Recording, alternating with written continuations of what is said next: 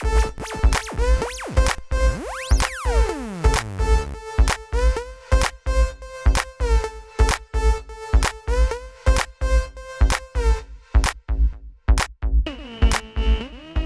winning in 2018 is a combination, I believe, of two things. I think it's a successful paid circulation model of some kind.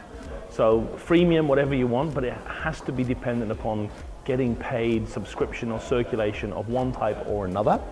And without that, my message is advertising is not going to fill the gap that it once filled in many countries. You know, if you go back in time, even 20 years, a decent news title here in the UK would be doing 2/3 from advertising and 1/3 from circulation sales. That's never going to happen ever again, right? We now need circulation to drive that thing. We need subscription.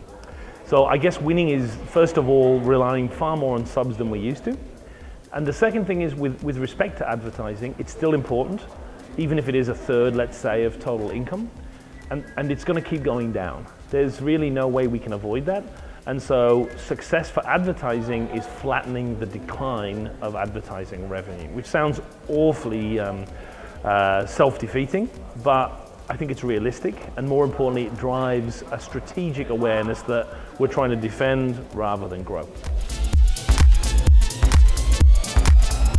Good question. I'd argue the other way around. I think one of the problems in the news media industry is they seem to be asking the question, why shouldn't it be free? And my point is, why on earth would it ever be free? It's, you know, make me an argument why all these talented journalists and people who are spending their time with this incredible skill should be giving away that incredible gift, which costs money to produce, for free. Any other industry would reverse the question, but it's typical of our industry to say, you know, why should we charge for this?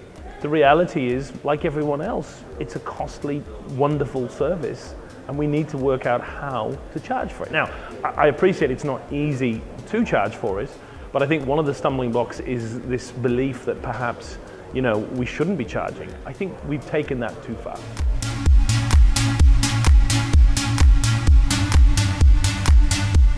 Well, first of all, on a personal level, I'll never be able to play football like I was playing in the late 80s, and the music will never be as good.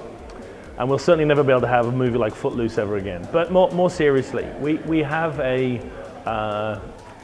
think we have an acceptance now that we will never have that source of incredible revenue. And what we say in Australia, which is the rivers of gold, which are these ad revenues from classified and big brand advertising, which flowed underneath the building. And making a newspaper profitable was really just about literally leaning down and collecting the rivers of gold. Those days are clearly over. However, I don't want to go all the way to the other side of the equation into this death myth that newspapers are dead and, you know, we are somehow doomed. There's a point in between, a realistic point, a new normal, to use the cliche, where we do have a sustainable, profitable future, which isn't full of largesse and 1980s style profit margins, but isn't the end of the world either. And I think that's what we must focus on.